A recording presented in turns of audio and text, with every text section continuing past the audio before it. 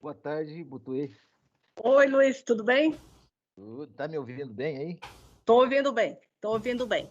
Então, eu vou fazer uma abertura assim, simplesmente, em seguida eu passo já para você. Depois eu retorno para mim, para eu poder passar para a Marília começar. Ok. Combinado. Professor, né? Falou boa tarde, Sim, obrigado sim, por sim. ter vindo. Não, com certeza, com certeza. Ô, Gonçalo, ô, me apresento já. Ô, Gonçalo, prazer. Tudo bem? É ele, né? É, Você tá... Ouvindo? Acho que ele não está ouvindo. é. Bom, agora eu ouço vocês. Tudo bem? Tá me ouvindo? Sim, Ô, Gonçalo, tá agora sim. Agora estamos te Agora sim, ouvindo. agora eu posso falar. Boa boa tarde, tarde, Gonçalo. muito prazer. Prazer em conhecê-lo. Obrigado por ter aceitado o convite e dar essa aula inaugural. Agradecimentos aí. Eu que agradeço a oportunidade pelo convite. Para mim é uma satisfação falar desse tema. Aqui nos bastidores, que é para todo mundo, né? A gente também. Nós também agradecemos aí essa oportunidade aí de compartilhar o seu conhecimento no assunto bem interessante. E aí eu acho que em mais um minuto a gente pode é uma forma interessante, porque as atividades começam assim pontualmente, né? Exato, esse é um avanço para a gente. É um Vamos ver se avanço, isso se reflete foi um grande avanço. Vamos ver se isso se reflete depois na nossa cultura. Bom, 14h30, acho que eu posso dar início aí, né? Sim, senhor. Sim, eu vou primeiramente pedir para que estão assistindo para fecharem as câmeras e o áudio. A gente vai, então, dar a abertura aqui. Bom, boa tarde a todos. Grande prazer que estou aqui hoje para nossa atividade, já mês de março, oficialmente o início das atividades de 2021. É de uma forma um pouco diferente, que nós estamos nos adaptando. Então, quero saudar todos que estão os alunos, os participantes, né, dessa aula inaugural, e já agradecer de antemão ao professor Gonçalo, que vai nos prestigiar, então, com um tema bastante interessante e pertinente no momento atual. Aproveitem bastante, façam muitas perguntas, sabe, né? O futuro vai se abrindo. Mas antes de dar continuidade, gostaria de passar a palavra ao Dr. Luiz Mauro Barbosa. Ele é o nosso diretor-geral do Instituto de Botânica, então ele é o nosso reitor. Então eu gostaria de passar a palavra ao Dr. Luiz Mauro Barbosa. Muito obrigado pelas palavras. Muito obrigado a todos os presentes, em especial ao Dr. Gonçalo, que vai na palestra, de falar algumas palavrinhas. Dizer que a gente está com maioridade esse ano, 18 anos de vida do nosso curso de pós-graduação. E eu, graças a Deus, tive o privilégio de estar boa parte como diretor do Botânico, inclusive quando ele foi e 3, se não me falha a memória. Também queria dizer que eu fiz um levantamento rapidinho, que eu tinha que ter uma ideia da grandiosidade do que já repercutiu. Eu agradeço a todos os nossos professores e docentes do Instituto de Botânica, né, nossos colegas, porque foram nada mais, nada menos que 446 teses ou dissertação de mestrado somadas, né? Que é um número exorbitante, uma área tão importante, biodiversidade e meio ambiente, que não tem outro curso desse no Brasil, né? Então, estou muito feliz por isso. Lembrando, é um outro número que, apesar da pandemia, nós temos 39 alunos de doutorado e 22 de mestrado, dados atualizados ainda hoje pela Mutuê. Me deixa bastante feliz por essa questão. E o terceiro ponto, que a gente não se cansa de se vangloriar, essa que é a verdade, é da gente ser o nível 5 da CAPES, né? Já há um bom tempo, se não me engano, desde 2009, nós somos categoria e nível 5, e chegar nesse nível, manter esse nível é mais ainda, né? Então, desde 2009, e aqui eu quero aproveitar e fazer um agradecimento aos coordenadores de curso que sucederam hoje a Mutuê, principalmente ao corpo docente deste nosso curso de pós-graduação, né? Estou vendo aqui o Carlos Bicudo, é um dos representantes importantes e que tem nos ajudado a manter essa categoria entre todos os do curso de pós-graduação. Muito lembrar esses pontos e não tomar muito tempo, pontos que vale a pena estar levantando, principalmente para o corpo de alunos que estão iniciando agora, como vocês viram, e quase 60, né? Quase 60 doutorados, que precisam saber dessa importância nesse momento, porque eles vão fazer parte desse corpo. Sejam muito bem-vindos, seria muito um caminho, muito sucesso nessa área que vocês estão se aperfeiçoando com o mestrado e o doutorado. É isso, boa tarde a todos, e tenho certeza, empreendedores, novas carreiras profissionais contribuindo para o desenvolvimento do país. Foi brilhante a escolha desse tema, porque nós estamos vivendo esse momento e acho que a boa notícia que eu posso dar é que, embora a gente esteja numa luta, né, uma incógnita sobre a fusão dos institutos de pesquisa do Estado de São Paulo, nas minutas ou nas propostas, esse decreto talvez saia amanhã ou depois, como todos sabem, participamos da discussão, o curso de pós-graduação, pela primeira vez, ganha um status dentro desse instituto maior pretendido pelo governo do Estado. Então, essa é uma notícia boa, né, Mutuê, que a gente discutiu. Sim. Com certeza. Colocar no contexto que a pós-graduação merece, por tudo que ela representa e por tudo que ela é. Agradecer a Marília, o pessoal envolvido aí com as atividades, e passo a palavra para vocês darem continuidade e a aula do professor. Boa tarde. Tá certo. Então, obrigada ao Dr. Luiz Mauro Barbosa, e realmente eu agradeço muito a presença então do professor Gonçalo, de todos os alunos, de todos que estão nos acompanhando. Então, em nome da pós-graduação do Instituto de Botânica, Biodiversidade e Meio Ambiente, e agradecemos, e passo a palavra, então, agora para a doutora Marília, que dará continuidade a essa atividade. Tá? Então, com a palavra, a doutora Marília. Boa tarde a todos. Eu queria agradecer aí o Gonçalo mais uma vez, está se dispondo aí, ele já deu uma aula na minha disciplina no ano passado, e como a aula foi muito boa, a gente resolveu então reconvidá-lo aí, dessa vez para uma aula maior, que é a aula inaugural da pós-graduação. O Gonçalo foi meu colega, né, de pós-graduação, quando eu estava lá no Centro de Biologia Molecular e Engenharia Genética da Unicamp, e foi responsável por trabalhar com plantas e não com animais, né, Gonça? E o Gonçalo, acho que está trabalhando aí num tema que a gente tem visto aí, diminuição gritante, né, dos investimentos públicos em pesquisa científica, de cortes de bolsas, né, de verbas. Então, acho que empreendedorismo para os mestres e doutores que os cursos de pós é extremamente importante, tendo em vista a diminuição aí dos concursos públicos. Acho que os alunos têm que prospectar aí novas oportunidades também, né?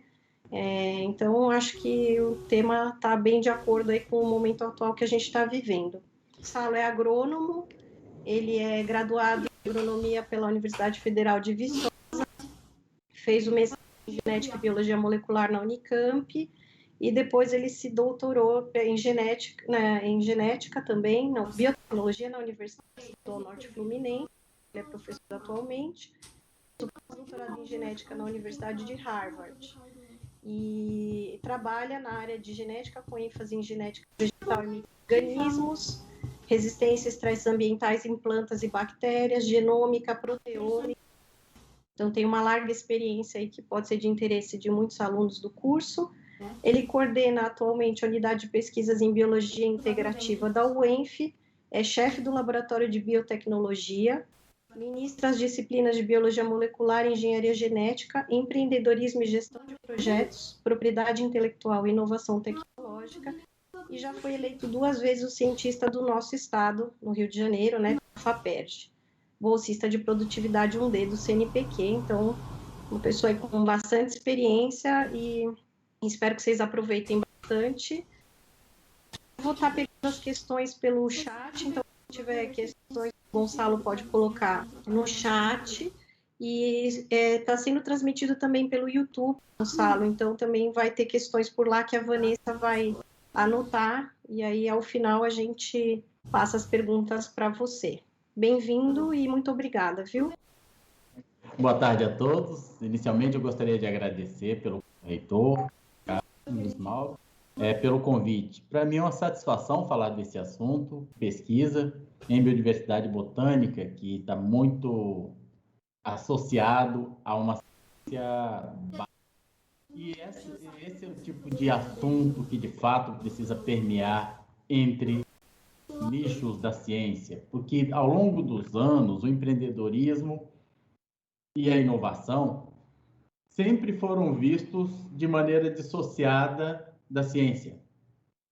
Isso, gente, levou a um equívoco e parece que as pessoas precisam optar entre o mercado, as empresas ou a ciência.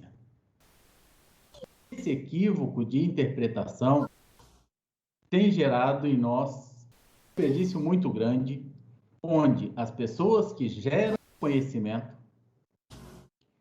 muitas vezes, ou na maioria das vezes, deixam de impactar o setor produtivo naquela área de conhecimento. O resultado disso, nesses últimos anos, tem sido que as pessoas que estão empreendendo não estão empreendendo com base nos novos conhecimentos, pelo menos no Brasil. Isso é um desafio para a gente, porque hoje nós sofremos de uma perda da soberania tecnológica, ou seja, as tecnologias que nós utilizamos não são as tecnologias que nós desenvolvemos. Via de regra, nós trabalhamos para gerar conhecimento para as pessoas que vão comprar tecnologias desenvolvidas por outros países. Essa, via de regra, é a nossa lógica. Porque existe esse conceito, que na minha visão é um tanto equivocado, de que ou você faz ciência ou você está no mercado.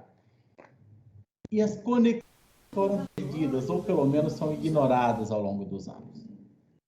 Ao mesmo tempo, nós vemos que hoje grande parte dos nossos produtos consumidos, especialmente na área de tecnologia da informação, que é um ótimo exemplo, tanto de redes sociais, computadores, tudo que a gente está usando agora para fazer essa nossa conversa, foi desenvolvido em sua maioria por empresas que nasceram como startups tecnológicas. Então, qual é o problema? Empresas tecnológicas que surgiram no passado, pequenas, hoje nós consumimos. No entanto, nós que geramos conhecimento não estamos tão dedicados a gerar startups novas de base tecnológica. Então, é por isso que eu creio que é uma oportunidade muito interessante, eu agradeço mais uma vez, para a gente conversar um pouco sobre isso. Bom, sobre essa distância que é vislumbrada entre conhecimento, geração de conhecimento, que é a ciência, e o empreendedorismo. Vamos falar um pouquinho disso partindo de lá do empreendedorismo para trás até chegar na nossa ciência. Bom, primeira coisa, qual a definição de empreendedorismo? Bom, de maneira geral, empreendedorismo seria estabelecer metas relevantes e dentro desse objetivo relevante, desafiador, agremiar os recursos necessários para atingir. Bom, quem faz isso tem o comportamento empreendedor e todos nós temos comportamento em maior ou menor nível. Por exemplo, a decisão de fazer um mestrado ou fazer um doutorado é uma ação empreendedora. Você abre mão de várias outras opções, é um objetivo desafiador, relevante para você e que você vai ter todos os recursos e contornar os empecilhos que surgirem. Empreendedorismo as pessoas têm, especialmente aquelas que se dedicam à ciência. Já o empreendedorismo de mercado, conhece que é o que normalmente as pessoas pensam como, né? Dentro do empreendedorismo de mercado, um empreendedorismo que é um empreendedorismo de base tecnológica. Isso se diferencia do indivíduo que perdeu o emprego, foi e resolveu montar uma loja, uma fábrica de coxinha, eu vou vender coxinha na rua. Isso é empreendedorismo, mas ele não é um empreendedorismo de mercado, mas não é um empreendedorismo de uma inovação naquele processo, nenhuma tecnologia que o diferencia dos demais concorrentes. Então, com base nisso, a gente vê que o nosso gargalo, o gargalo econômico do Brasil é justamente aí. O empreendedorismo no Brasil segue principalmente no sentido do empreendedorismo de mercado que não tem base tecnológica. Ou seja, esse ano mês passado saiu uma pesquisa, desculpa, está passando o carro. Saiu uma pesquisa que informava que o ano passado foram gerados 2.400.000 novos PJ. E aí as agências, principalmente as agências do governo, se vangloriando dessa conquista, 2.400.000 novos empresas. Vários problemas por trás desse número. O primeiro dele é a falta de qualificação dos nossos empreendedores. A maioria deles está empreendendo por desespero. São pessoas que perderam suas rendas, perderam seus empregos e agora tentaram inventar um jeito de sobreviver. Então, a não qualificação para qualquer tipo de empreendedorismo de mercado, isso é o grave problema do Brasil. Segundo aspecto, a esmagadora maioria deles não são empreendimentos de base tecnológica. São pessoas que vão fazer mais do mesmo, como muitos deles em uma situação de fragilidade econômica e de fragilidade de formação. Eles sequer estão preparados para empreender. Ao mesmo tempo, a gente olha em volta e vê muitas empresas pequenas vindo de base tecnológica fora do país. Como isso é possível? E é importante a gente começar a perguntar como é possível a gente mudar isso. Se o brasileiro é tão empreendedor assim, se o Brasil precisa de tanto de novas tecnologias, a conexão com o que a gente faz na pesquisa. Bom, é só pegar, nós partimos primeiro do empreendedorismo, depois fomos de mercado, depois caminhamos para o empreendedorismo de base tecnológica. Tecnologia é a junção de conhecimentos para se criar ou inventar um novo produto ou serviço. Então, a tecnologia depende de conhecimento, depende de invenção. Concorda? Se depende de invenção, se depende do conhecimento, e o conhecimento vem da ciência, nós vemos a correlação que existe entre a ciência que você faz e a possibilidade disso virar uma invenção que gere uma tecnologia, que gere uma empresa de base tecnológica. E daí para frente vai impactar. Sem isso, nós continuaremos, entre aspas, o celeiro do mundo. Nós venderemos toneladas para comprar caixinhas com alguma tecnologia por 100 vezes o valor. Esse é o nosso desafio. E agora, então, espero que com essa apresentação inicial tenha relembrado a todos nós que esses componentes são todos interligados, que a gente tem a conexão entre a geração do conhecimento, as invenções, o desenvolvimento das tecnologias, o surgimento de empresas de base tecnológicas, a mudança do mercado e a soberania tecnológica nacional. Como é feita a conexão, agora vamos partir do outro lado. A gente fica olhando a empresária. No entanto, nossa cabeça foi parada ao longo das décadas. Eu dou palestra a várias instituições de nível de graduação, mestrado e doutorado no âmbito do empreendedorismo. E o que eu percebo é o seguinte, assim, no chute, 20% de todas as pessoas têm vocação empreendedora. Empreendedorismo de mercado. Aquele sujeito que você chega para comprar na feira, ele com a cabeça perceber o valor, o lucro, o retorno, a estratégia, ele tem. Só que quando nós caminhamos ao longo da nossa formação, o que eu percebo é que quando eu pergunto na graduação quantas pessoas de cada 100 alunos abriram uma nova empresa, quando se formarem, não chega a 5. No mestrado, não dá 10%, não dá 2%. No doutorado, se eu perguntar na turma de 2 pessoas que dizem, olha, eu até tenho vontade, mas o doutor não chega a 2%, 3%. Nas áreas biológicas, isso é mais grave ainda. Isso é estranho, porque nós fizemos com os nossos jovens de formação. Nós achatamos a vocação empreendedora. Foi assim, foi uma maldade feita. Não, foi um jeito de pensar o ensino, tanto que, desde pequenos, não sei com vocês, mas boa parte das pessoas ouviam desde pequeno na escola. Se você estudasse bastante, você teria um bom emprego. Não comenta para as crianças, jovens, pelo menos para a gente, nós comentou, que se eu estudasse bastante, fosse muito bom, o meu conhecimento valeria dinheiro para a sociedade, que eu geraria empregos, que eu geraria renda, que eu mudaria o econômico daquele nicho onde eu estivesse atuando. Como isso não me foi dito, acabou virando, primeiro, que você passa a desconsiderar uma possibilidade que você não enxerga, você não se prepara para ela. E mais que isso, essa visão dicotômica de que ou você vai para o mercado ou você faz ciência, acabou transformando em heresia, em muitos, o conceito de que eu estou pensando em negócio, eu estou pensando em dinheiro, eu estou pensando em produto enquanto faço ciência. O indivíduo parece que é taxado como se fosse um mercenário. E essa visão faz as pessoas não se orgulharem disso em várias instituições por onde eu passo, inclusive na minha. As pessoas que dizem, não, eu vou pegar minha ciência, vou gerar produtos, vou interagir com empresas, e isso vai valer dinheiro.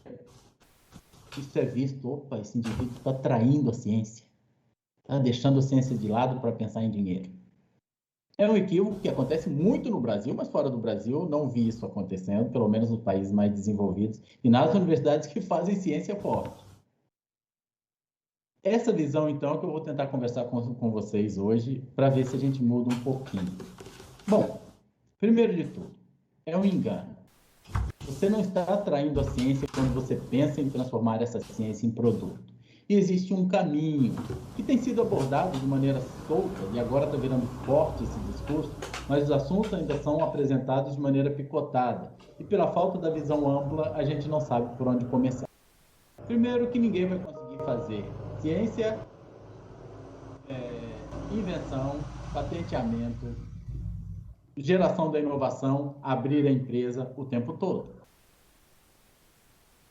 Praticamente impossível você cobrir todas essas áreas. Mas se você sabe em que ponto desse contexto você se encontra e como se conectar com o próximo nível, o próximo degrau dessa caminhada, é possível fazer ciência de qualidade e, assim, impactar o setor produtivo, a parte de empreendedorismo e assim por diante.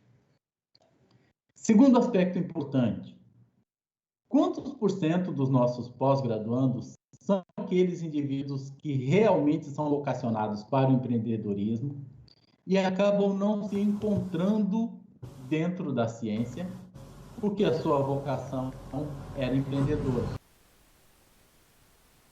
Não só pelo prejuízo causado a ele, porque é um sofrimento, você não se sentir realizado no que faz, ou não se sentir plenamente realizado no que faz, mas o prejuízo que isso causa ao setor produtivo, que esse era o indivíduo que ia desenvolver a tecnologia, também o prejuízo causado aos seus colegas, já que esses 20% que têm vocação empreendedora, se de fato empreenderem, gerarão empresas de base tecnológica na sua área, que gerarão emprego para os seus colegas que estão se formando e que têm vocação de pesquisa, mas não têm vocação empreendedora, Existe muita pesquisa de qualidade sendo feita dentro das empresas, principalmente fora do Brasil.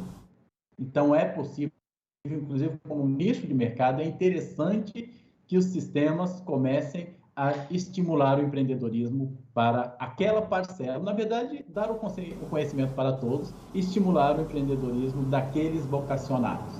Eles impactarão a sociedade, impactarão suas próprias carreiras, claro, os colegas, gerando emprego para pessoas com nível de conhecimento, e impactarão as próprias instituições que os formaram.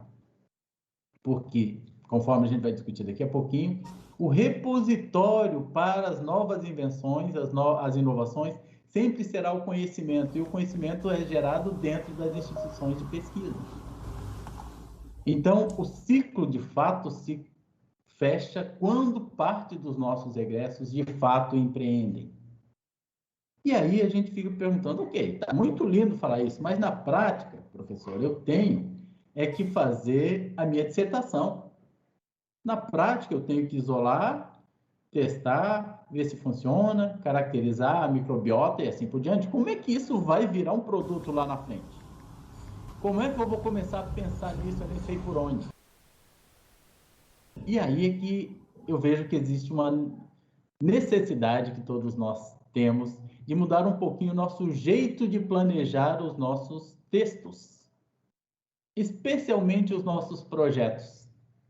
Os textos dos nossos projetos de pesquisa, de pós-graduação, os textos das nossas teses precisam mudar em um ponto bem específico. Vou contar como é a realidade atualmente em muitos locais, ou o que a gente está tentando mudar. Você entra na sua pós-graduação e precisa escrever um projeto de pesquisa. Parte 1, introdução. Parte 2, revisão de literatura. E aí você vai, e para gerar conhecimento, você precisa saber qual é o conhecimento vigente, especialmente o estado da arte, ou seja, em que nível está o conhecimento para que a minha próxima contribuição seja realmente relevante e que eu não caminhe para repetir algo que já foi feito, eu simplesmente faço algo em dissintonia com o que já se sabe. Ok, faço a revisão de literatura, ótimo, está muito bem. Termina a revisão de literatura, eu vou imediatamente para os objetivos. E pulo um componente essencial do conhecimento que, infelizmente, a academia, no formato que tem seguido, esquece. Existe uma pesquisa do CNPq feita há uns 3 anos, até foi divulgado no site do CNPq, que cerca de 30% de tudo que é pesquisado nas universidades hoje já foi patenteado. É um número considerável. Sabe o que é 30% de tudo que está sendo pesquisado ter sido patenteado? Significa que essas pessoas vão trabalhar finais de semana, vão virar noites, vão coletar material, vão repetir experimentos, vão gastar os recursos para pesquisar algo que já foi pesquisado pelas empresas e já foi patenteado.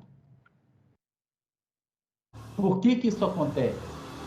Porque as pessoas não têm o hábito de visitar os bancos de propriedade intelectual, de propriedade industrial. Elas só fazem revisão de literatura. E as empresas não estão preocupadas em publicar paper. Imagine o quão frustrante deve ser, depois, no dia que você está, às vésperas de defender sua tese, ou sua dissertação de mestrado, você descobrir que aquilo já tinha sido feito, já tinha sido patenteado. Se por um lado isso seria péssimo, pelo outro seria muito bom se durante a elaboração do seu projeto de pesquisa você tivesse lido as patentes na sua área especificamente. Ok, já revisei toda a literatura, agora vamos ver o que estão descobrindo e patenteando. Aí você descobre, olha, eu pesquiso uma dada tal, e nunca tinha me atentado que essa planta já tem 5 ou 6 compostos relevantes patenteados, e talvez eu esteja procurando uma característica relevante de um metabólito secundário para determinada função. Ao ler essas patentes, eventualmente eu evito cometer determinado equívoco, que era uma das linhas dos seus objetivos, porque aquilo já foi patenteado. Ao ler várias patentes na sua área, você pode enxergar, mas peraí, se eles fizeram isso, na espécie do mesmo gênero, será que a minha tem? Você cria um objetivo a mais de ciência dentro do seu projeto de ciência, baseado no que já foi descoberto e aplicado. Isso abre portas muito interessantes. Primeira coisa, então, já no desenho do projeto e dos objetivos, se você, além da revisão de literatura, fizer a revisão nas bases de propriedade industrial, as bases patentárias, e as bases são abertas, a gente tem acesso a todas elas, é muito provável que você encontre novos caminhos para a sua pesquisa. Primeira coisa. Segunda coisa, isso é algo que também não é da cultura das nossas universidades. É o pesquisador não conhecer as empresas que exploram no Brasil tecnologias próximas da sua área de conhecimento. Acontece muito naqueles que resolvem patentear a ideia de primeiro eu pesquiso, depois eu publico o paper, depois eu penso, será que isso serve para alguma coisa? Aí ele vai entrar nas bases de propriedade industrial e aí é que ele tenta patentear uma nova descoberta. Vamos supor que depois de passar pelo equívoco de começar a pesquisa sem ver se tinha algo patenteado, depois de conduzir a pesquisa toda e publicar o artigo, ele ainda assim chegou a um material que é patenteável. Ele vai e desenvolve essa patente. Gente, correr atrás de uma patente depois que você já fez toda a pesquisa é porque você já encontrou uma solução que você presume ser aplicável em algum lugar. A chance de você encontrar alguém que queira usar a sua patente é bem menor que se você primeiro tivesse conversado com essas empresas, visto quais são as pendências delas. E a partir daí, você começar a repensar os seus projetos para ver se a sua ciência consegue resolver aquilo. Você fala, mas peraí, eu vou trabalhar para as empresas privadas? É isso? Não, não mesmo. Por exemplo, quando eu visito uma empresa, eu sou da área de biotecnologia, a empresa trabalha com, isso está acontecendo agora, trabalha com tóxicos. Eu trabalho com microbioma, trabalho com isolamento de micro-organismos benéficos, com micro-organismos resistentes a estresse ambiental, etc. Quando eu entro lá, eu passo a ter acesso a uma quantidade de micro-organismos e estudos de microbiota tão relevantes cientificamente quanto aqueles que eu já fazia no ano passado. Mas agora eu sei que problemas eles têm. Se eu começo a buscar ali um micro-organismo resistente a um determinado metal, que eu sei que é o problema que eles têm ali, eu vou fazer a ciência, eu vou descobrir genes, clonar, superexpressar, tudo igual. A diferença é que a qualquer tempo eu posso enxergar uma solução para o problema deles, porque eu estou gerando conhecimento que eles ainda não têm. Nesse momento sai o paper, sai a patente, sai eventualmente um novo produto tecnológico. Essa falta de diálogo entre o laboratório de pesquisa e o setor privado, que tem os problemas que demandam pesquisa, faz com que muitas vezes a nossa ciência caminhe de maneira completamente dissociada e às vezes passa tangenciando grandes soluções. Então, não se deixa de fazer ciência de qualidade quando você primeiro escolhe em que nicho você vai atuar. Segundo, o fato de você fazer revisões em bases de propriedade industrial, além de não atrapalhar a sua pesquisa, ela potencializa a sua pesquisa porque você passa a ter acesso a informações e descobertas que muitas vezes não trazem. Bom, uma vez você pensou nisso, né? Bom, agora eu já sei que além de fazer minha revisão para o meu projeto, eu tenho que fazer também uma revisão em bases patentárias para ver se não tem nada lá. Mudei até o meu projeto um pouquinho, porque agora aquilo que eu estava pretendendo já foi feito, agora que eu vi 5 patentes onde eles testam tal coisa, eu vou incluir esse teste também num dos meus objetivos, e você começa. No meio do processo, ou a qualquer tempo, você faz um experimento e, nossa, a minha espécie X de micro-organismo, de plantas, por exemplo, produzo muito mais daquele composto que foi patenteado. Já patentearam o isolamento de tal composto a partir de tal espécie, a minha produz 10 vezes mais. Você só vai enxergar esse resultado e às vezes só colocou esse objetivo dentro do seu projeto porque você leu as patentes. E agora que você enxergou isso, você vai dar valor que talvez não desse se você não tivesse lido as patentes. Isso vai impedir, tem outro mito, né, que as pessoas têm, de que quando eu começo a pensar em patente, isso atrapalha a minha publicação. Mentira, gente. É mentira. A verdade é que, se você já trouxer contigo a possibilidade de que eu posso enxergar algo patenteável ao tempo, isso vai surgir naturalmente. Ou seja, nesse exemplo que nós estamos dizendo, você está pesquisando a produção de metabólicos secundários a partir da folha da espécie tal, tal, tal. Esse é o seu projeto. Agora que você já leu as patentes, as várias patentes, você já incluiu, olha, e os mais produzidos, eu já sei que os mais produzidos são esse, esse e esse. Você inclui esse teste na sua experimentação. Quando sai o primeiro resultado, você fala, nossa, eu produzo muito mais. Eu vou tentar patentear, não a espécie, porque não pode ser patenteada, é claro, mas o processo de extração de óleo assim, assim, assado, a partir de tal espécie, eu vou patentear, ninguém fez isso. É mais fácil ou mais difícil depositar um pedido de patente em comparação à publicação de um bom paper? É muito mais fácil. Por quê? Porque para patente eu não tenho que fazer 50 experimentos, eu não tenho que fazer todas as curvas, não tenho que explicar a razão científica de ter dado tal resultado. Deu, não deu, eu tenho que prototipar, demonstrar que isso funciona, mas já teria que fazer isso para a ciência também. E imediatamente eu já começo a pensar na redação da minha patente. Fiz a minha patente, enquanto isso eu vou estar conduzindo minha tese, minha dissertação, meu projeto de dissertação de doutorado. Eu vou estar escrevendo, vou estar fazendo os experimentos, fazendo todas as estatísticas, retestando os nossos controles, aquilo tudo que cada um sabe o tamanho do desafio. A patente pode ser depositada a qualquer tempo ao longo da sua. O paper vai sair quando tudo estiver prontinho, passar na mão dos revisores, aí ele pede para você mudar, e um gosta da figura, o outro odeia a figura, e fazer tudo aquilo que a gente sabe que acontece quando você tenta publicar o paper. Ao final, é muito provável que você já vai ter o paper, que quando sair o até, quer dizer, no momento que você depositou o pedido, você já tem o número do pedido. Se vocês repararem, os bons papers, muitos bons papers em revista de alto impacto, Science, você entra lá, tem o número da patente. Porque quando ele obtém o resultado, ele já começa a pensar se aquilo tem alguma utilidade. A diferença entre fazer dessa forma e você fazer a pesquisa toda e depois começar a se questionar se aquilo teria aplicação. Talvez teria, talvez tivesse, se você tivesse incluído lá nos seus objetivos, com base nas buscas, com base patentária, você tivesse incluído mais aquele objetivo específico de testar tal componente.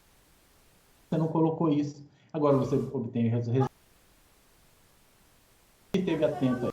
E agora você já está defendendo seu mestrado, seu doutorado, acaba passando. Certo? Então, o primeiro mito que a gente tem que desfazer é que a busca da sua revisão bibliográfica se extingue quando você fez a revisão em toda a literatura. Não deixe de digitar nas bases patentárias gratuitas aquelas mesmas palavras-chave que você estava buscando lá na sua revisão de literatura. Isso pode nortear, melhorar a dissertação, isso pode dar muito mais sabor à sua dissertação e pode render frutos adicionais, não há antagonismo. Quem acredita que a patente atrapalha a publicação é porque ele deixou, depois de publicar, ele começou a pensar na patente. Certo? Então, essa é a primeira coisa que eu gostaria de dizer para vocês, patentes. Mas o que isso tem a ver com empreendedorismo? Ele é a ponte para a inovação. O que é inovação? Então, nós acabamos de falar, imagina... Bom, vamos lá. Eu faço ciência. O que é ciência? É a geração de conhecimento. Como ela se concretiza? Com a divulgação da descoberta, através de papers, de matérias, principalmente papers atualmente, né?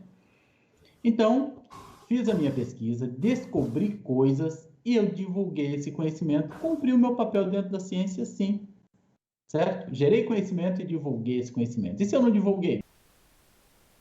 No dia que você mudar de assunto ou mudar de plano, esse conhecimento vai ficar perdido. Então, por isso, a necessidade de conhecimento, para ser útil à sociedade, ele precisa estar publicado o melhor possível dentro da qualidade dos dados e das oportunidades que a gente tem. Ok. Depois disso, com base nesses conhecimentos, você pode inventar alguma coisa. Então, eu juntei vários, os que eu estou gerando, com vários outros, e, poxa, eu vou inventar o uso desse composto para combater vírus. Faço o protótipo, testo, deposito minha patente. Então, isso foi invenção. Então, fase 1, conhecimento. Fase 2, invenção, cuja concretização, apropriação real é através da patente. Fase 3, inovação. O que é inovação? Muita gente tem falado de inovação, mas quando nós falamos de inovação de mercado, nós estamos nos referindo à inovação que resulte em diferencial competitivo. Existe uma expressão que é muito didática, embora seja mais pragmática demais do meu gosto aqui. Inovação é nota fiscal emitida. Ou seja, uma inovação, para ser real, ela tem que gerar um diferencial competitivo para o mercado.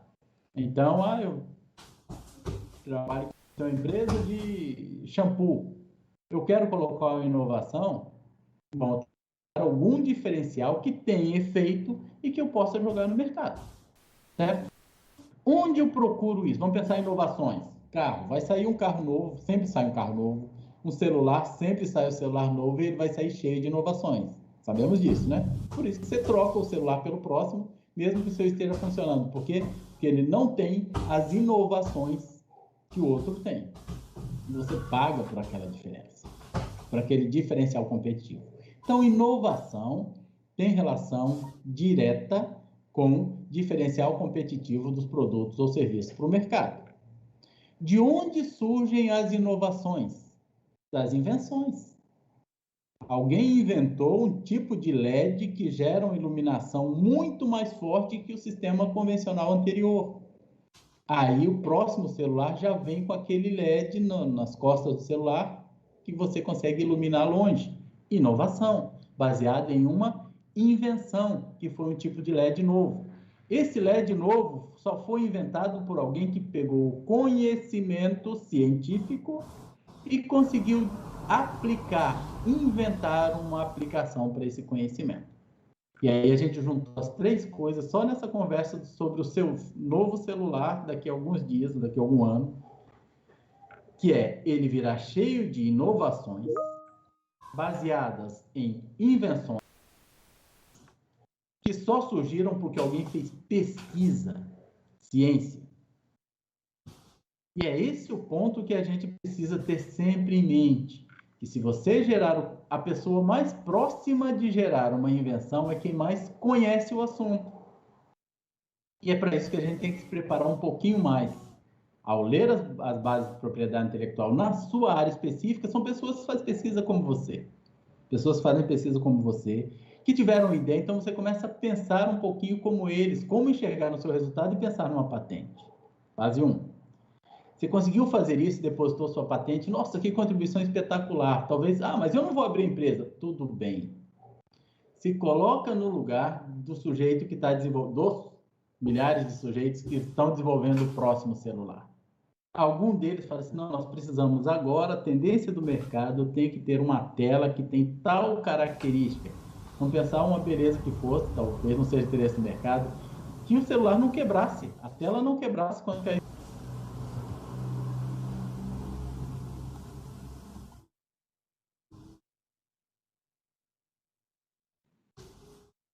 Bom, e aí? Oi, ficou mudo.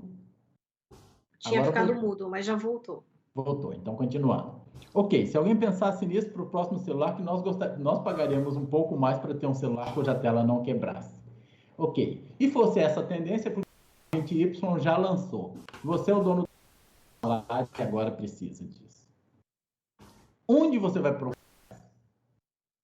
Vai pensar, não, vou montar um laboratório de desenvolvimento de vidro, de acetatos, sei lá o quê, que para depois vou contratar os pesquisadores, montar o laboratório, começar com a pesquisa para fazer isso. Não dá tempo. Pensando no mercado de celulares, óbvio que não dá tempo. Onde eu vou procurar isso? Nas bases de propriedade industrial, onde algum santo, pesquisador, teve a ideia e inventou um vidro, um material que resolva o meu problema. Onde eu procuro isso? No mundo inteiro. E vamos supor que eu encontrei 50 telas, 50 materiais potencialmente interessantes. Opa, já está patenteado. Eu testo esses materiais e vejo, olha, esse aqui funcionou. Eu procuro esse indivíduo e falo, olha, qual é a lei de patentes? Eu vou ter que pagar 4% de royalties sobre o uso desse material para cada venda. Royalties não sobre o celular, mas sobre o valor agregado que a parte de vidro representou. Olhando pelo lado da empresa, se eu fosse o dono da fábrica de celular, que ajuda, contribuição, nós obtivemos só pelo fato de alguém ter feito o trabalho de patentear. Pense em quantas doenças surgem e quando se busca nas bases de propriedade industrial, você encontra um tratamento que já foi testado e patenteado e não virou produto.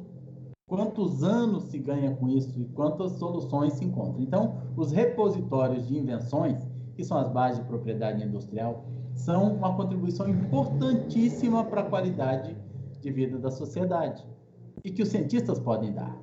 Então, retomando a nossa escadinha, você faz ciência, mas agora você faz uma ciência em que você já olhou, já discutiu um pouco sobre as bases de propriedade industrial. No meio do processo, você descobriu algo interessante, que é possível de aplicação, então você inventou uma aplicação, você vai e deposita isso nas bases de propriedade industrial. Ao depositar isso nas bases de propriedade industrial, você já cumpriu uma missão importante. Eu não preciso ser um cientista para ser um inventor, concorda? Eu posso ler muitos papers, conhecer de uma determinada área e inventar um novo produto. Posso. Mas eu preciso reconhecer o valor da ciência para ser um bom inventor. Ok. E para a inovação, eu preciso ser um cientista ou um inventor para desenvolver inovação? Não. Eu posso, como exemplo que a gente falou do celular, eu posso nem ser um cientista, eu só tenho que saber o que eu estou procurando nas bases patentárias. Para falar, opa, tem uma solução aqui. Um sujeito que precisa de um novo óleo para resolver um problema dele de hidráulico de tratores. Ele vai procurar nas bases patentárias encontrar todos os óleos que resistam à temperatura de 180 graus, por exemplo, e assim por diante. Entenderam? Esse indivíduo que encontrar esse produto, ele tem uma inovação. Ele pode entrar no mercado e isso é diferencial. É assim que a sociedade se desenvolve tecnologicamente, com base nas invenções que por si nascem a partir da ciência. Bom, e aí o produto está no mercado e a gente tem comprado. Por que no Brasil isso não está acontecendo? Em parte foi o que nós dissemos. Infelizmente, hoje no Brasil, as pessoas não estão dedicadas ainda a... Os nossos cientistas não estão atentos à possibilidade que se abre quando você registra as suas invenções. Depois de registrada a invenção, raros têm a coragem de transformar isso em inovação. Agora vamos nos colocar de novo no lugar de alguns de vocês que pode ser um empreendedor de base tecnológica. Você vai fazer seu mestrado, vai ter todo o seu conhecimento tecnológico, científico, mas nunca sequer olhou para as empresas que aplicam as pesquisas ou as descobertas feitas na sua área. Existem essas empresas? Existem. E se você não as conhece, você não enxerga nem o valor diferencial da sua invenção. Primeira coisa. Segundo, a gente não conversa com as empresas da nossa área para saber os problemas que eles têm, os desafios que eles têm e as tendências que eles estão buscando. Vamos supor que você faça isso tudo. Dá para fazer tudo? Fazer mestrado, fazer doutorado e depois fazer? Dá porque às vezes você inventa uma coisa que praticamente não tem, ninguém vai procurar e a própria invenção é o negócio.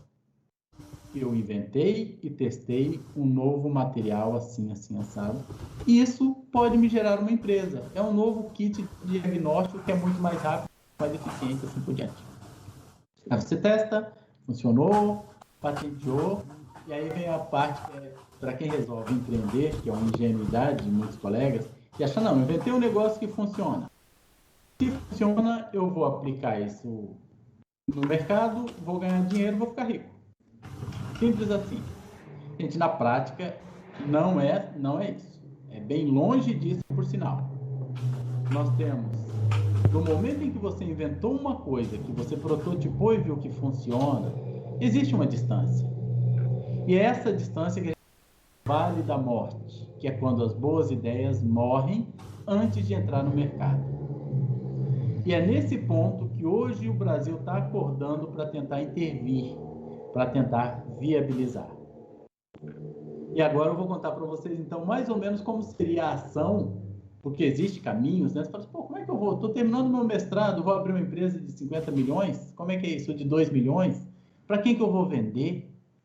Esse é o outro problema do nosso sistema educacional que nós já comentamos antes. Enquanto nós estamos formando os nossos melhores cérebros, ou polindo, lapidando os nossos melhores cérebros, eles não empreendem. Quem está empreendendo no Brasil? São as pessoas que não receberam esse investimento da sociedade. São as pessoas que não aprenderam tanto, que não estudaram tanto, que foram os primeiros a perder os seus empregos. Esses são os empreendedores, na sua maioria, no Brasil. Com base nisso, gente, como eu vou solucionar essa situação? Primeiro, qualificando os nossos jovens. Nós temos que dar a todos os nossos estudantes, graduação, mestrado, doutorado, um mínimo de visão empreendedora. A lógica do mercado todo mundo tem que ter, ou para atuar nele como empreendedor, ou para atuar nele como um funcionário, um colaborador de uma dessas empresas de tecnologia. Essa é uma mudança necessária que a gente tem que introduzir nos nossos programas de formação. Mas no meu programa ainda não tem. Gente, cursos de empreendedorismo gratuitos existem no Sebrae de ótima qualidade. 30 horas você faz em casa, na hora que você precisar, você já ganha esse diferencial. E eu recomendo muito. Certo? Aí, patentes, curso gratuito do INPI, existe. Depois, quem puder entrar em contato comigo, eu posso dar os links todos. Então, é possível também ter acesso a essa formação. Mas mesmo assim, como eu faço para abrir uma empresa? Que é a grande pergunta. Como eu transformo um indivíduo que fez graduação, mestrado, doutorado, e que não foi lapidado para isso, como a gente pode pensar em empreendedorismo? E existe mesmo essa possibilidade, não? O título foi meio exagerado, não foi? Novas carreiras para mudar a situação econômica do país. Você pode falar, nossa, será que isso é verdade mesmo? Gente, é verdade. Vou dar um número para vocês. Hoje no Brasil nós temos 13.700 startups. Certo? São pequenas empresas de base tecnológica com alto potencial de replicação e crescimento. Nas áreas biológicas, esse número não chega a 3% do total. Então, existem empresas. Aí você fala, ok, eu tenho uma ideia muito boa, eu fiz os cursos de empreendedorismo, eu já consegui desenhar o negócio, consegui tudo. Mas quem vai investir em mim? Existe dinheiro para isso. Está sobrando dinheiro. Guarde essa frase. Está sobrando dinheiro para investir em quem quer empreender em startups de base tecnológica. Eu vou dar esse número daqui a pouco, a hora que a gente fizer esse círculo completo de novo. Bom, tive uma ideia. Eu e o meu orientador, eu e o meu colega de pós-graduação, eu e o outro indivíduo do mercado que eu conheci, conversei com ele, falei, poxa, a gente podia abrir uma startup para resolver esse problema. Eu tenho um conhecimento científico, a gente vai pesquisar os micro-organismos que são assim assados, ou as plantas que produzem isso, isso e aquilo. Nós vamos juntar isso, já tem essa patente, já mostrou. Nós vamos gerar esse produto e a gente vai desenvolver. A ideia é legal. Na prática, tem chance de funcionar? Bom, para isso existem os cursos. E aí eu sou professor da disciplina de empreendedorismo.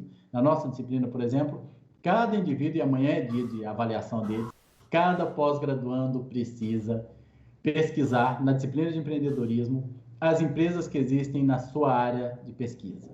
Tem que entrar no laboratório, olhar para os seus resultados e inventar algo. Falar assim, pô, eu trabalho com bioinoculantes, vou inventar uma empresa de bioinoculantes. Eles começam a pensar naquilo, bolam, eu dou todo o treinamento para isso, fazem o curso de empreendedorismo básico, que qualquer pessoa faz. Depois ele vai começar a pensar uma empresa, como seria uma empresa na área dele.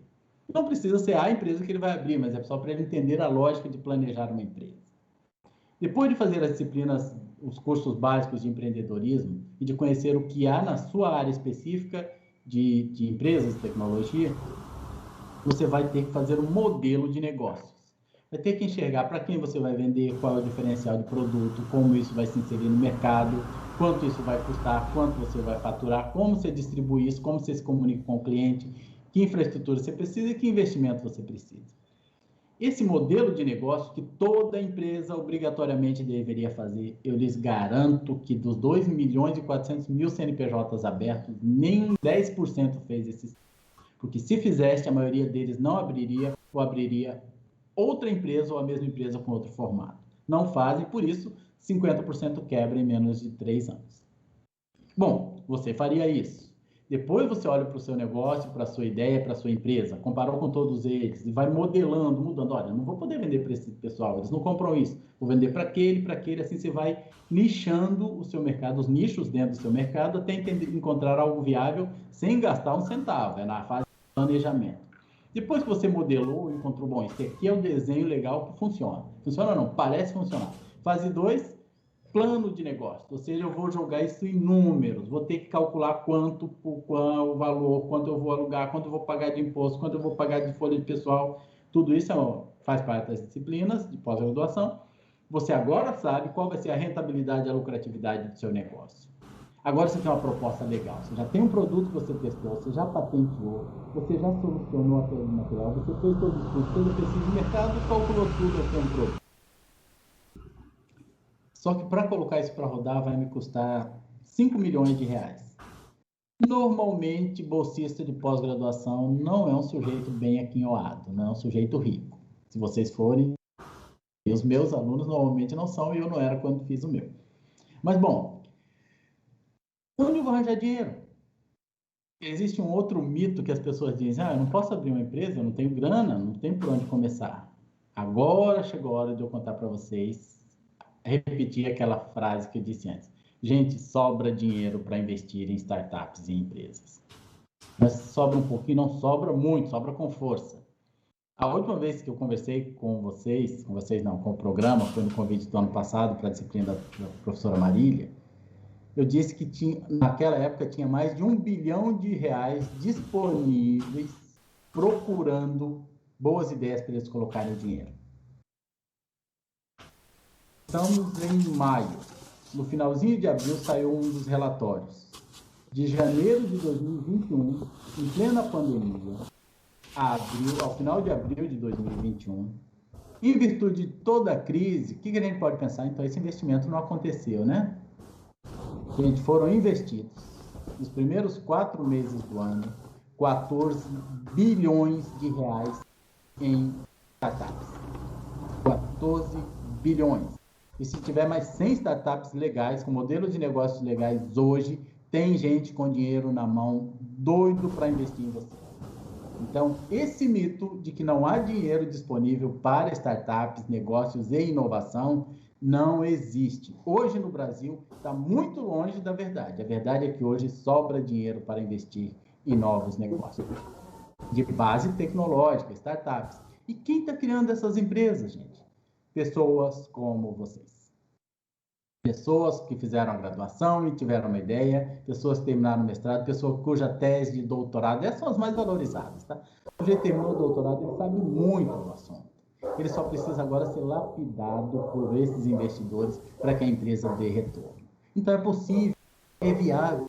E esse indivíduo que faz isso gera emprego, gera renda, gera oportunidade. E quando essa inovação completar o primeiro ciclo que ele tiver no mercado, é automático que ele pense, não, eu vou precisar de agora um óleo complementar para esse óleo que eu desenvolvi aqui, uma essência complementar, um produto. Onde eu vou procurar isso? Vou montar um laboratório da minha empresa, tá certo, já tem 50 milhões de reais investidos por N investidores. Mas eu vou montar um laboratório, não tem esse tempo.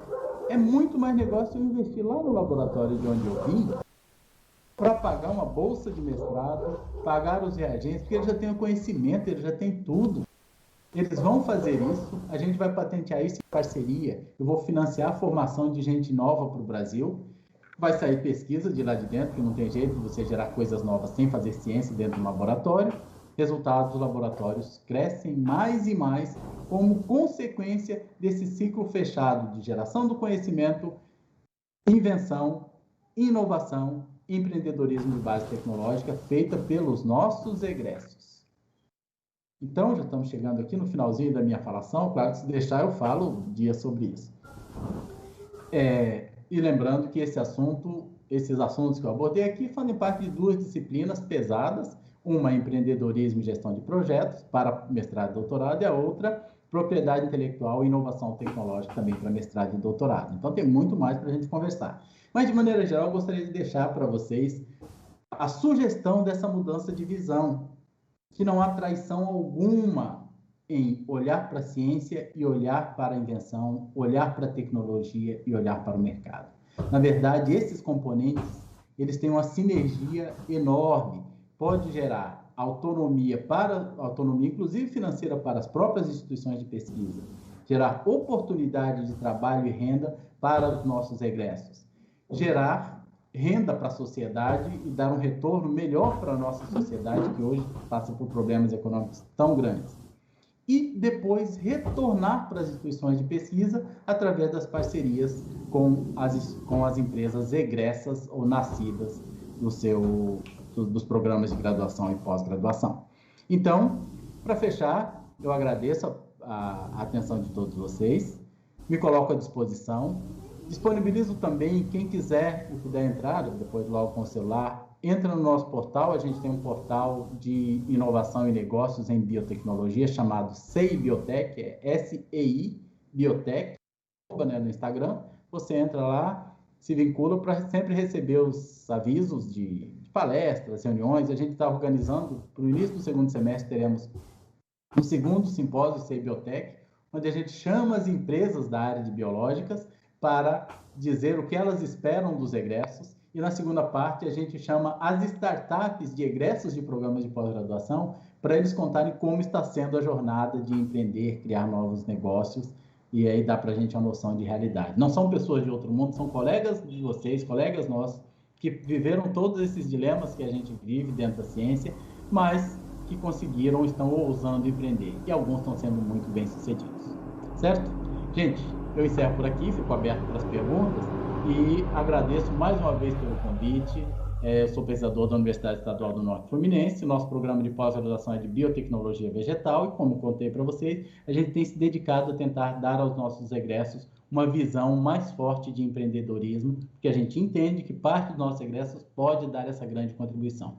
E a outra parte serão muito mais efetivos, tanto quanto pesquisadores, quanto como colaboradores dessas empresas, se tiverem essa visão ampla também. Ok? Muito obrigado, agradeço mais uma vez pelo convite, desejo sucesso a todos e estou aberto a perguntas e discussões. Muito obrigada, viu, Gonça, pela palestra, como sempre, muito didática. E eu tenho uma pergunta aqui que já foi feita pelo WhatsApp para mim. Como que se consulta essas bases de patentes, né? Quais são as bases para consultar essas patentes? Uma pergunta... Da professora Catarina Nievola. Bom, professora Catarina, boa tarde, obrigado pelo interesse. A gente tem o seguinte... Bom, não é nada difícil, vamos colocar assim. Mas, como eu faço aqui para o nosso curso? Nós temos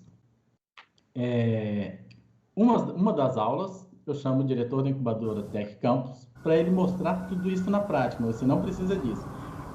A sugestão que eu dou, façam o curso DL 101 do INPI.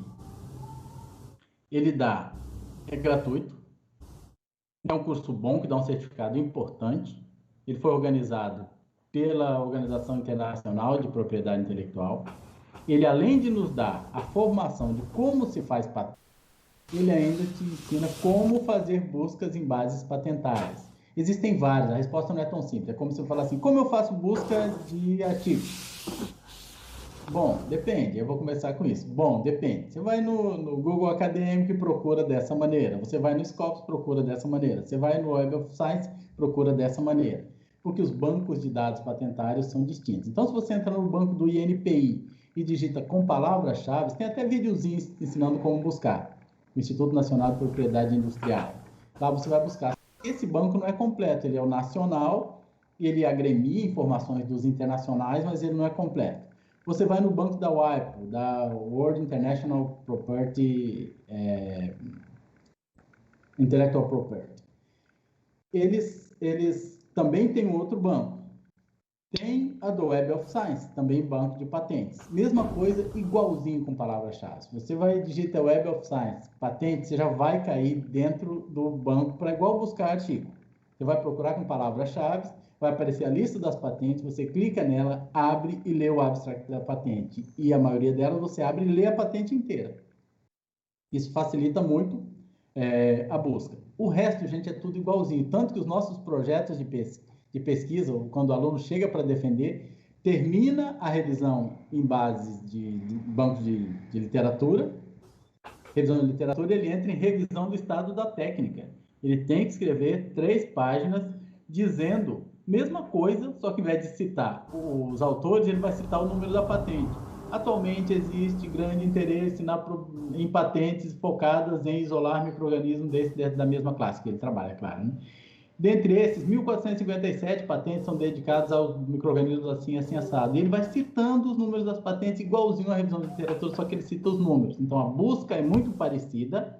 Web of Science tem, o INPI tem, o WIPO tem, e assim, os Estados Unidos também tem um banco grande, e a gente entra nos vários para eliminar as redundâncias. Então, é relativamente simples fazer essa busca.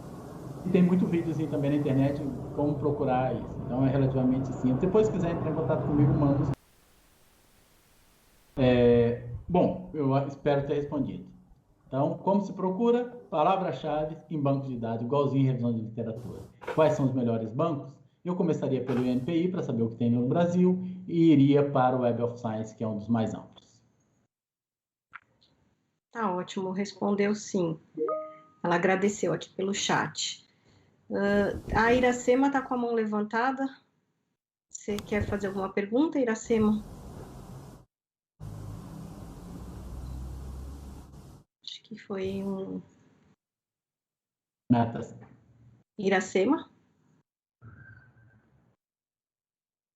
Bom, acho Pronto, que não. agora está me ouvindo, né? Agora sim. Apareci. Tá ok. Bom, boa tarde.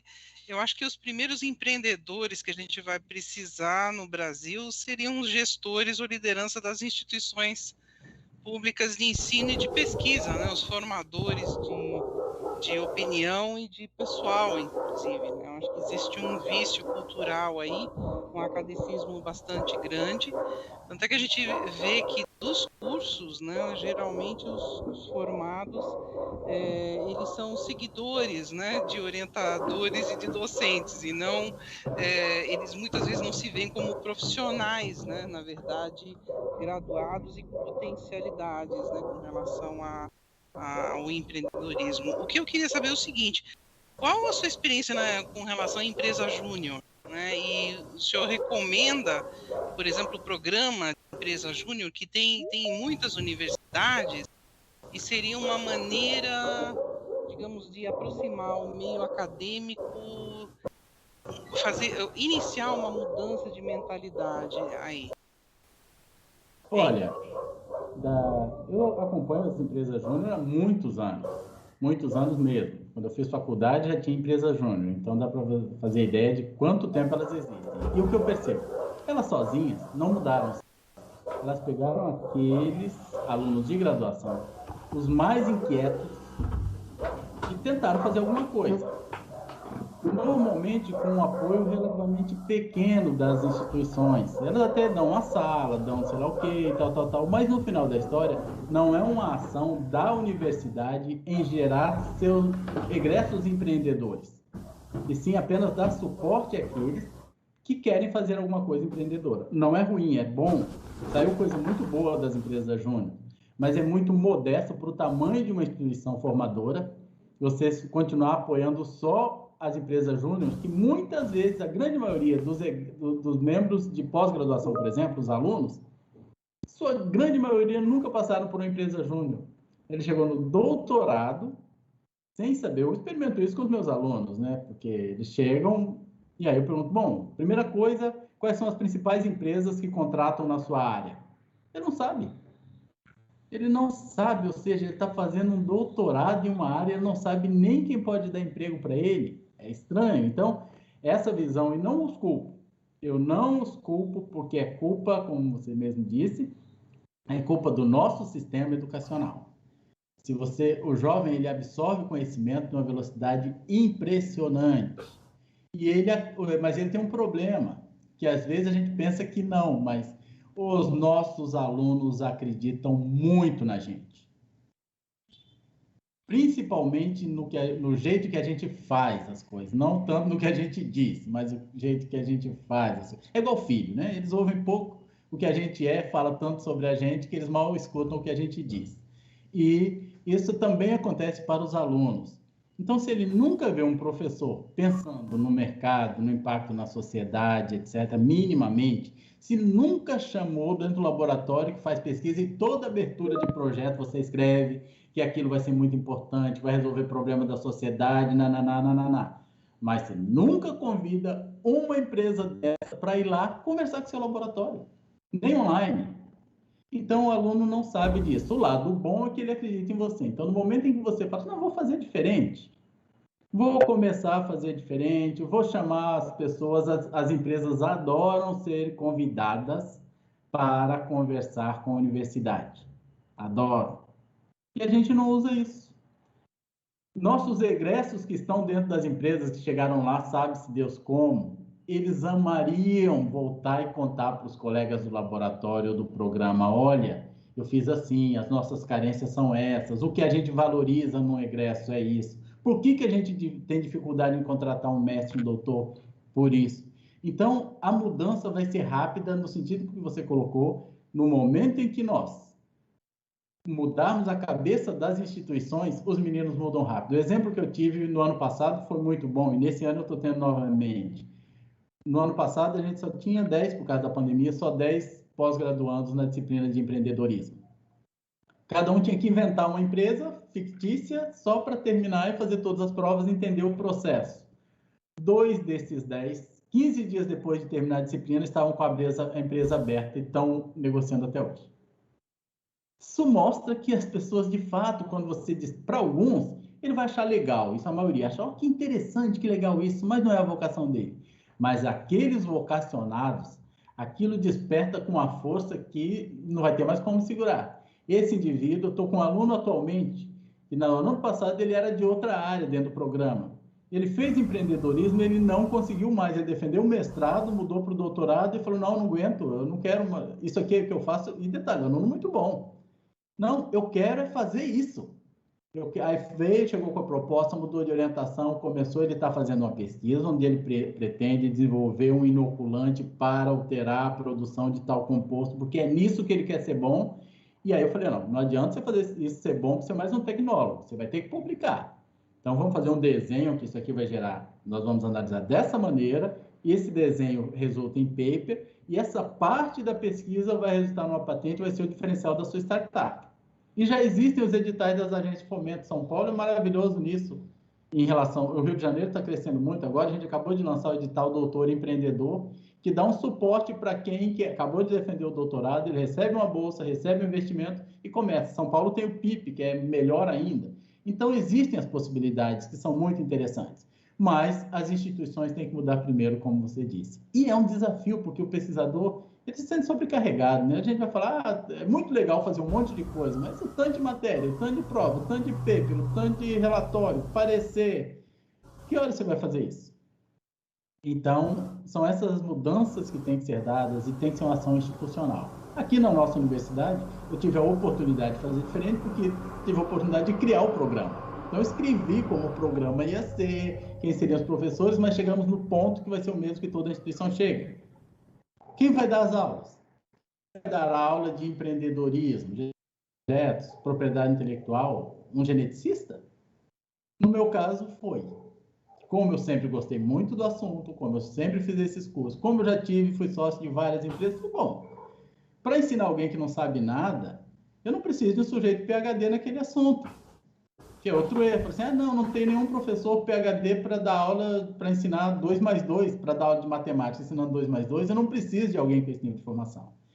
Porque os nossos alunos não sabiam nada. E realmente nós começamos com os cursos básicos, teóricos, por exemplo, o aluno não faz, eu não ensino para ele empreendedorismo básico.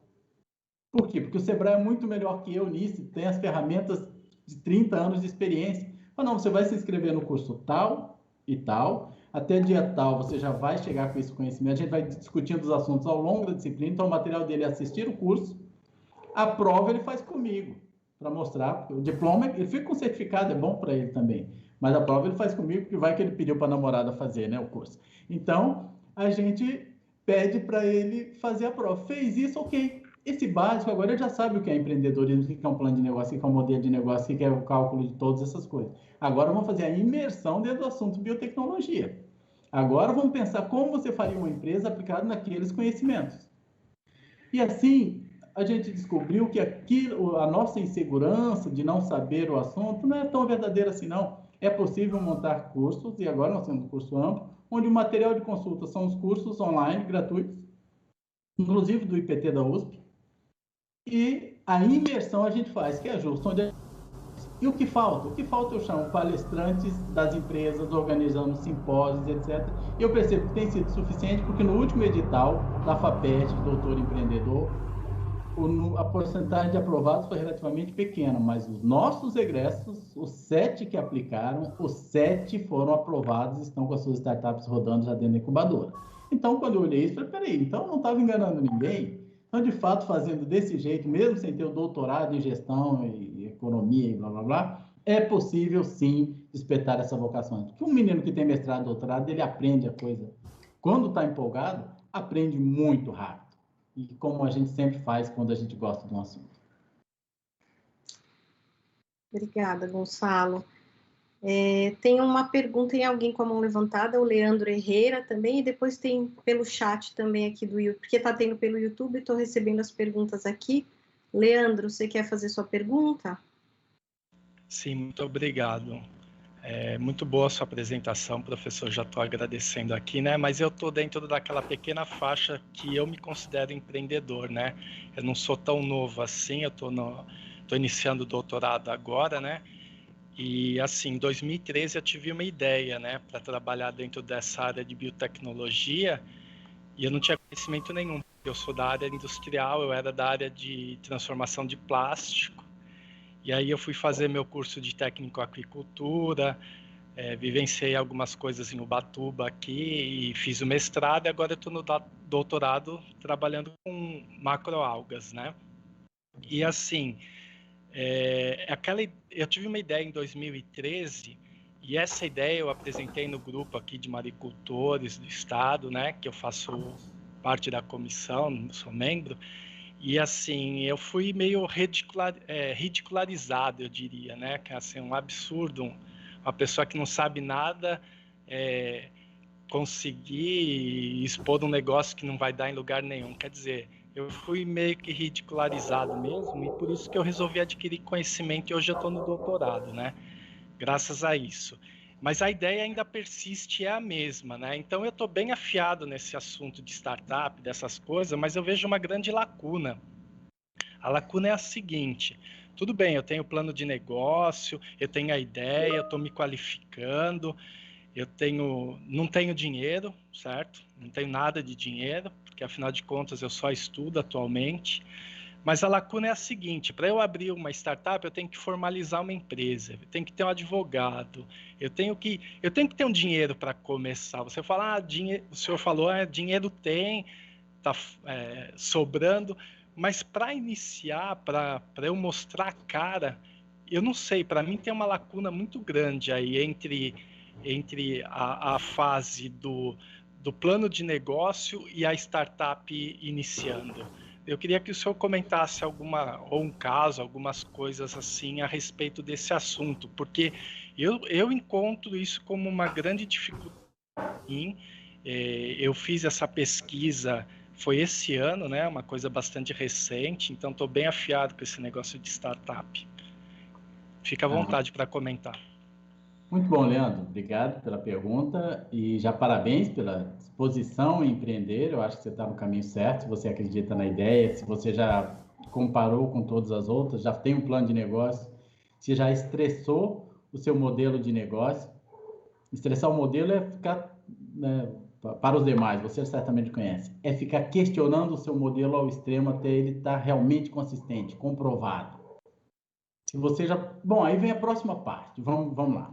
Primeiro de tudo, qual é o nível do seu modelo de negócio? Se seu modelo de negócios, junto com o seu plano, eles estão só na fase do que a gente chama fase do PowerPoint, ou seja, você só tem o que mostrar para os outros e contar para os outros. Você não prototipou, você não montou nenhum local onde você testasse aquilo, você não gerou nenhuma forma, um MVP que a gente chama, que é o produto mínimo viável, para mostrar, olha, dá certo. Vou colocar numa lógica, numa perspectiva que eu conheço mais, porque a sua área eu não sei exatamente qual é, mas vou pegar um exemplo. Eu aqui isolei e descobri que misturando 5 micro-organismos assim assado, eu consigo aumentar o crescimento vegetal e reduzir o ataque por patógenos. Nossa, interessante isso. Fiz os testes no laboratório, funciona. Misturei tudo, funciona. Depositei o pedido de propriedade intelectual, perfeito, ele é meu. O que falta agora? Se coloca no lugar do investidor. Ele vai olhar para aquilo, e o investidor pode ser agência de fomento, FAPESP, CNPq, CNEP, ou o investidor anjo, o investidor externo. Ele vai olhar para o seu negócio e vai falar, ok, a ideia é boa, mas funciona mesmo? Não funciona, funcionou no laboratório. Não, quero saber se funciona na vida real. Se você pegar esses potinhos aí que você fez e entregar para 30 agricultores, vai funcionar? Aí você responde, sim, funcionou, mostrei, tá aqui, o aumento foi X. Opa, então eu testei a minha tecnologia, existe um nível, uma escala chamada TRL, que ele vai dizer o nível de maturidade da tecnologia. Você fala assim, não, eu já testei, funcionou no campo, para 30 pessoas, opa, tá lá no nível 5. Além disso, eu testei um modelo de negócio. Uma coisa é a tecnologia, outra coisa é o modelo de negócio. Peguei aquilo e fiz registrei uma empresa pequena, MEI, microempreendedor individual mesmo, entrei numa incubadora que reduz esses meus custos, que você falou, reduz muito, e coloquei o rótulo e comecei a vender. O agricultor que comprou esse meu produto, ele voltou e queria mais. Aí eu já tenho um modelo de negócio implementado. Já está vendendo, olha, no primeiro ano eu vendi 50 unidades, no segundo ano eu vendi para 50 agricultores, no segundo ano eu vendi para 100, no terceiro eu vendi para 150. Você traça a curva e falou, esse sujeito está crescendo 50% ao ano, esse é um bom negócio. Funciona, as pessoas que compram gostam, analisei o tamanho do mercado, aí o investidor chega e fala assim, eu quero comprar X% da sua empresa, certo? Quando você já está nessa fase. O desafio é sair da ideia PowerPoint, chegar no seu MVP para convencer as pessoas. É aí que as agências de fomento entram. E a FAPESP tem um programa, o PIP da FAPESP, e faz isso, porque eu tenho um aluno que está aí com a Genobiomas, fazendo exatamente isso. Ele tinha uma ideia, estava com 7 anos na Harvard, ele e o colega voltaram, e aí eles aplicaram um projeto para a FAPESP, onde eles apresentaram o PowerPoint, o modelo de negócios. Quando chegaram lá, recebem um investimento, agora não sei exatamente o valor, pode ter mudado, mas eles recebiam cerca de 8 mil por mês, cada um, para ficar em parceria com algum laboratório, construindo o modelo deles e afinando o modelo de negócio enquanto estruturavam o modelo experimental, o MVP.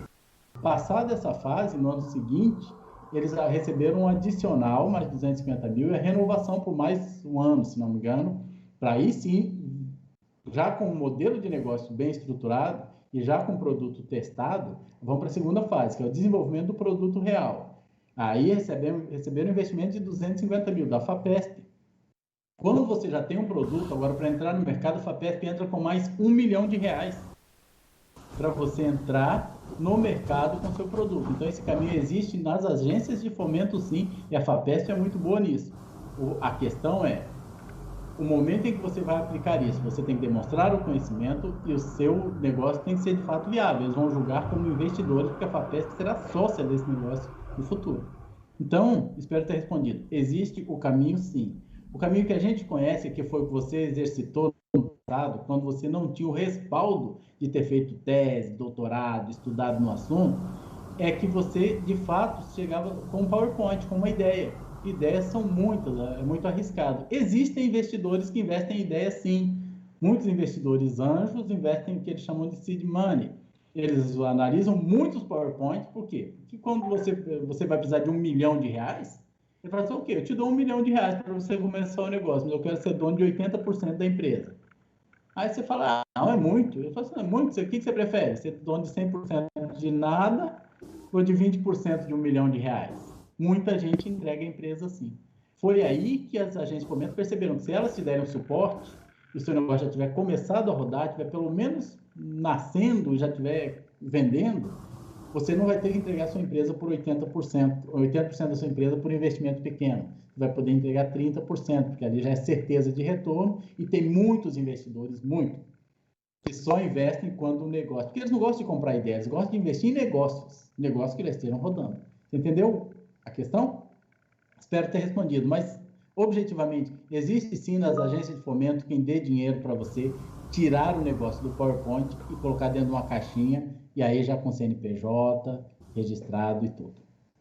E eles esperam isso. Aqui a FAPESP te dá 10 meses depois que ele começa a financiar você. A FAPESP, eu creio que seja mais ou menos isso, com algumas vantagens. Obviamente, eles vão cobrar bastante, porque é dinheiro público, tem mesmo que ser muito bem fiscalizado. Obrigada, Gonçalo. Tem mais uma pergunta aqui, o Leandro está agradecendo pelo chat. Tem uma pergunta de outra discente nossa, Mariana. Ela falou, obrigada, professor, pela aula. Quando são ofertadas as disciplinas mencionadas e alunos de fora podem cursar? Pergunta boa, Mariana. É o seguinte, atualmente eu tenho segurado, porque chegou a 20 alunos, e aí sobrecarregou um pouco, eu tenho várias outras atividades. E aí acompanhar com cuidado, com critério, os modelos de negócio e os planos de negócio de cada um. Cada plano de negócio são 20 páginas, 30 páginas, que a gente tem que realmente olhar todas as contas, então estava ficando pesado. E muita gente de outras universidades tentam fazer.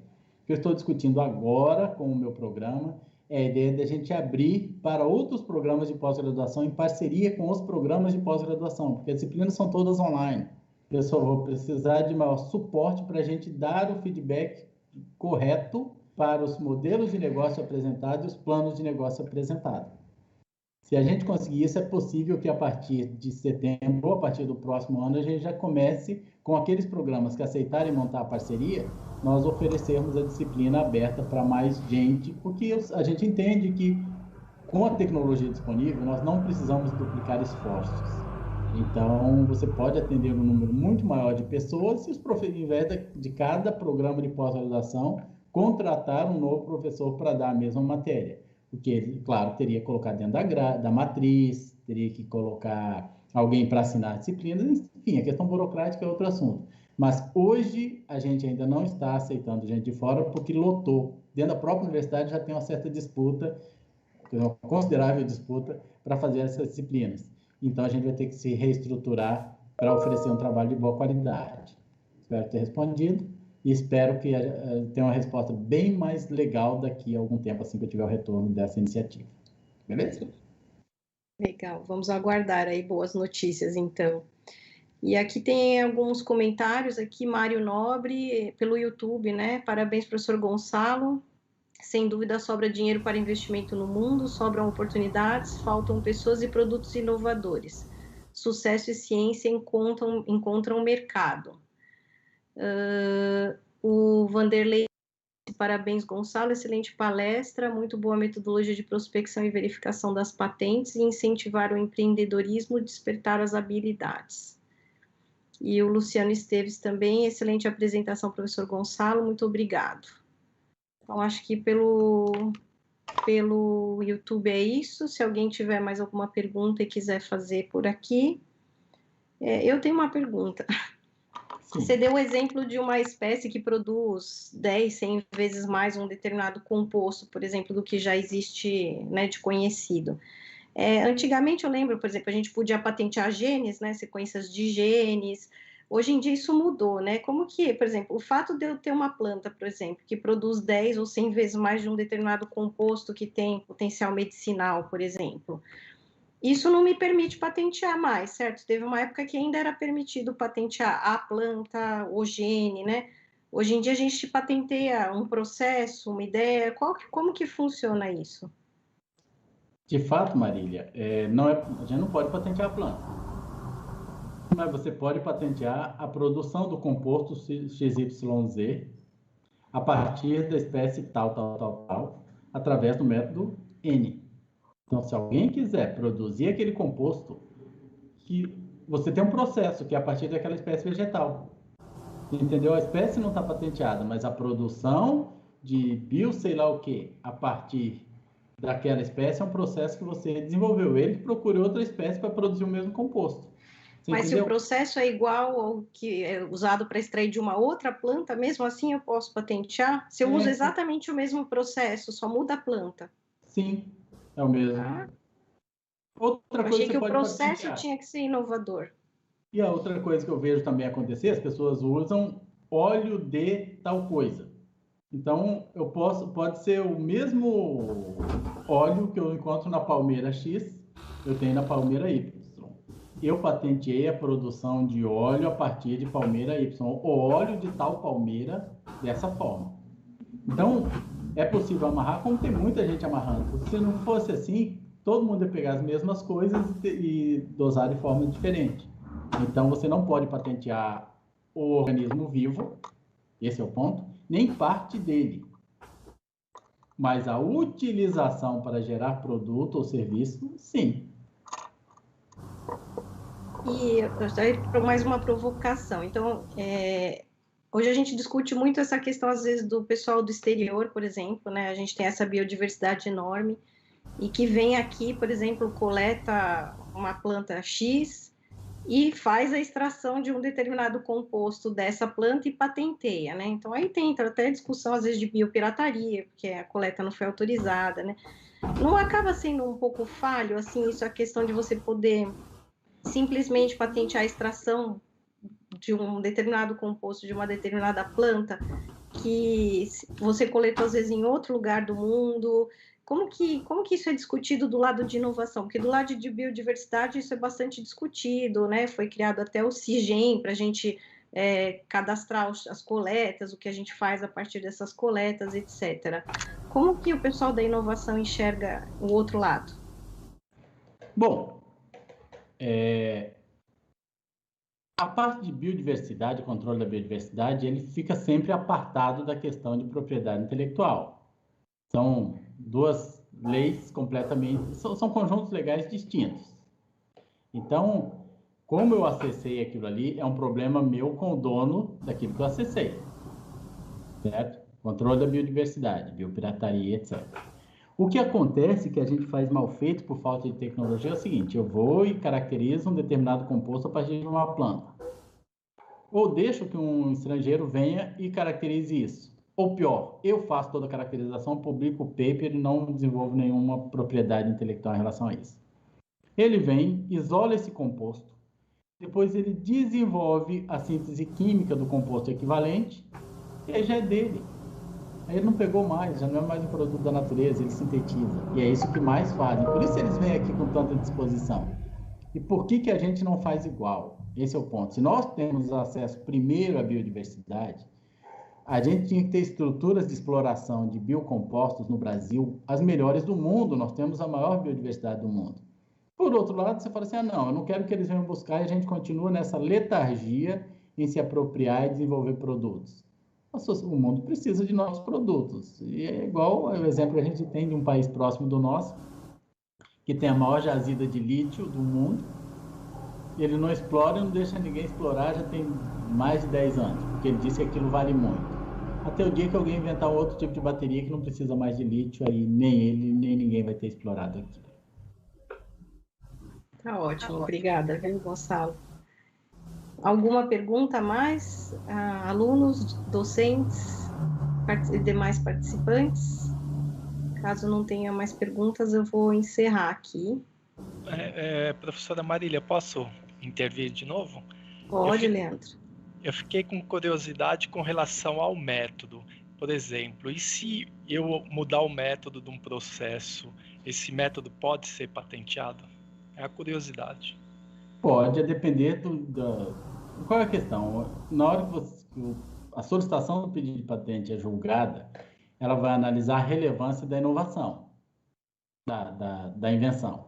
Ou seja, eu tenho um método de filtração assim assado que usa filtros, blá. Aí eu vou e mudo a cor do filtro, eu mudo o formato do filtro e não traz nenhum ganho, aquilo não tem relevância para o resultado final. Então, muitas vezes é reprovado por falta de novidade, certo? Então, quando a gente diz mudar o método, se for só um adicional de pouca relevância para o resultado, para o produto final, frequentemente isso é reprovado, certo? A patente não é concedida e ela é fácil de ser quebrada.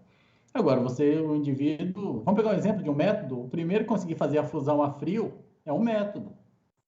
Mas quem conseguir isso muda toda a matriz energética do planeta.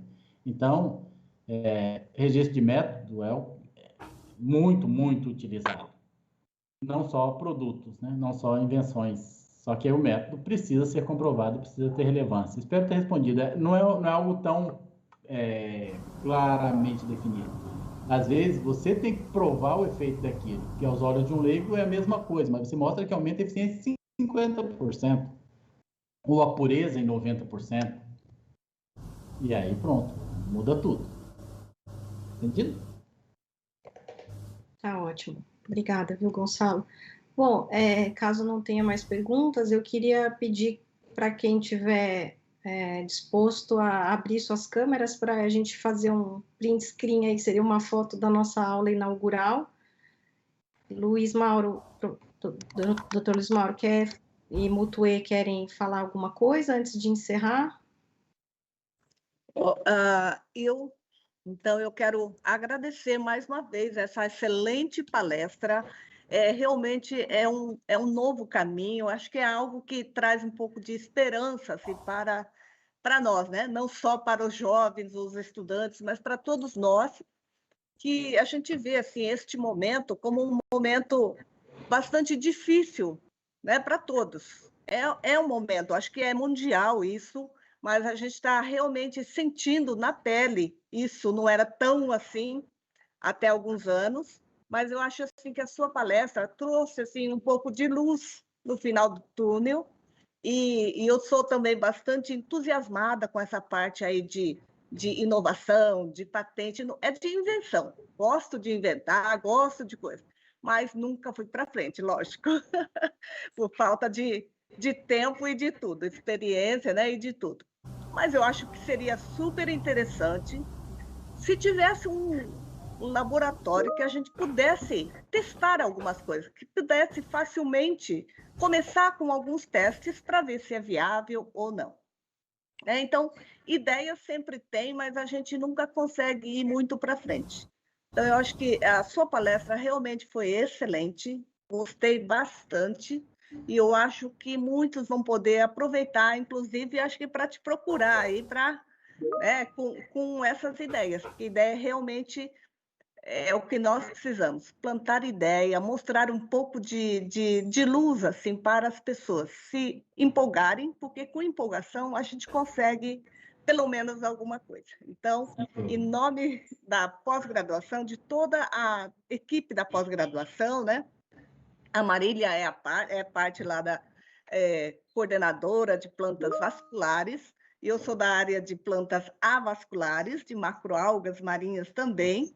Então, agradecemos bastante a sua contribuição, a sua palestra excelente. Tá? Então, muito obrigada.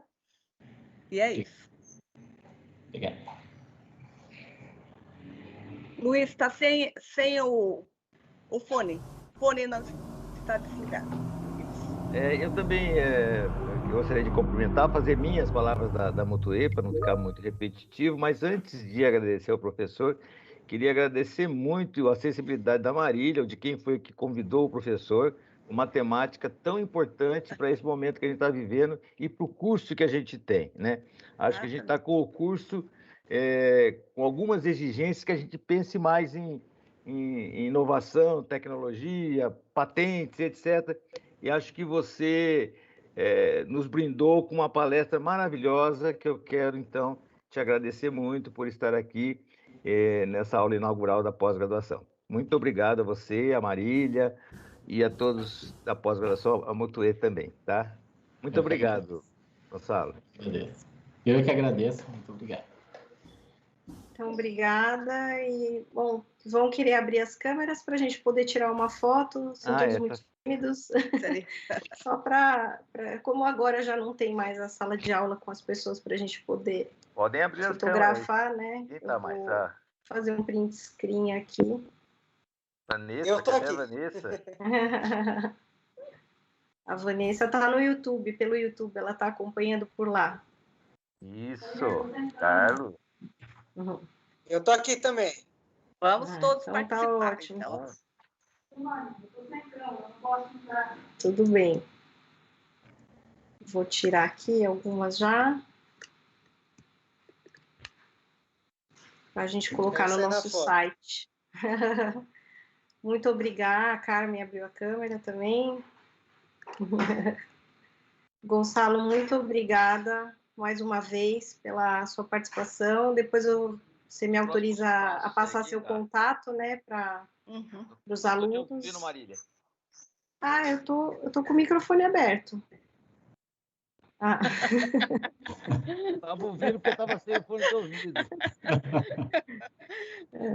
Então, eu vou deixar depois para todos aqui, eu já vou colocar o contato, eu mando pelo e-mail para os discentes e docentes da pós, para terem acesso aí ao Gonçalo e infernizarem bem aí a vida dele com perguntas e dúvidas, tá bom? E pensar nas parcerias, realmente, que eu acho que essa oferta foi muito, assim, providencial. Se tiver essa oportunidade aí de parceria com os cursos de pós, com certeza o nosso curso tem interesse. Então, muito obrigada e boa tarde a todos. Abraço. Boa tarde, então. Obrigada. Obrigada, Marília. Tchau.